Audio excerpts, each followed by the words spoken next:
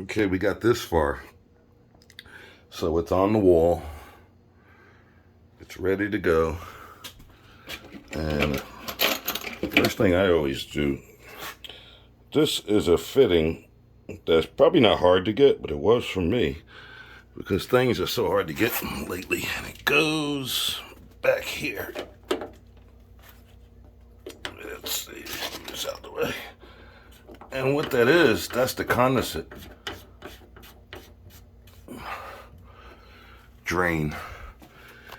I haven't decided if we're going to put the pump on the wall or on the floor. It's made out of plastic, but I think the path for condensate might be to go up and out, just right out through the wall and let it drain. Because the idea is, as far as we know, they're not going to be using this dwelling in the wintertime.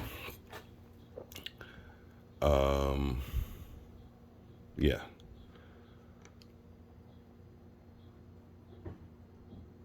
There's another route I can go, which is all the way down there into the thing for the washing machine.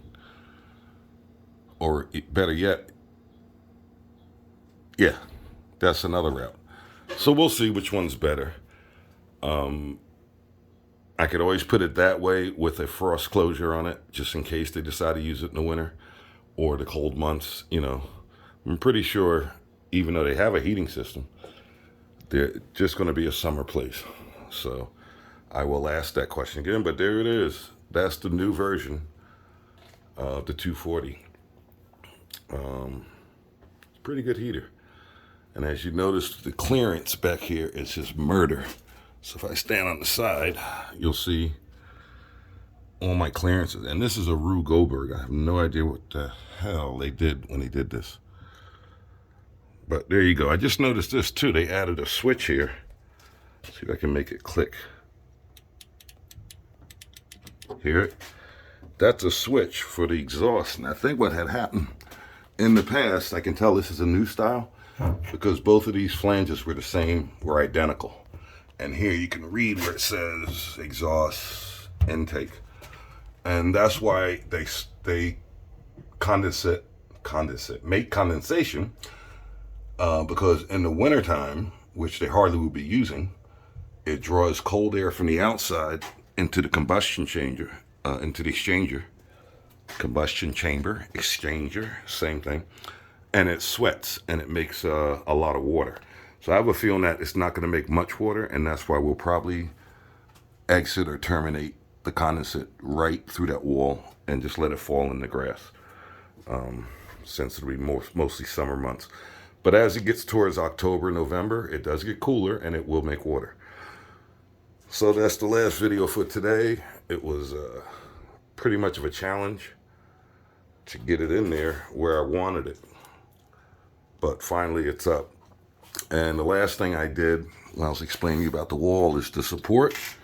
This is the boards we can screw into, and this is a piece of glasscrete, or we call cement board. So it simulates that I'm actually mounting it on concrete. Again, that it doesn't need that. I believe the minimum clearance on this is probably written on the side. If I said 0 on the back, I might be close. Let's see. See, the first line says top of heater 9 inches indoor. I was right about that. Back of heater a 1/2 inch. So you could actually install this right on the concrete, or if it was a wooden wall, you would need a pair of cement backer board to get it off of, like, if it was a finished basement and the walls were sheetrock and or just wood, like paneling, that's combustible.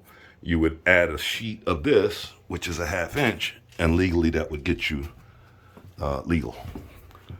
So there you go. Tomorrow we hook it up and let it ride. See ya.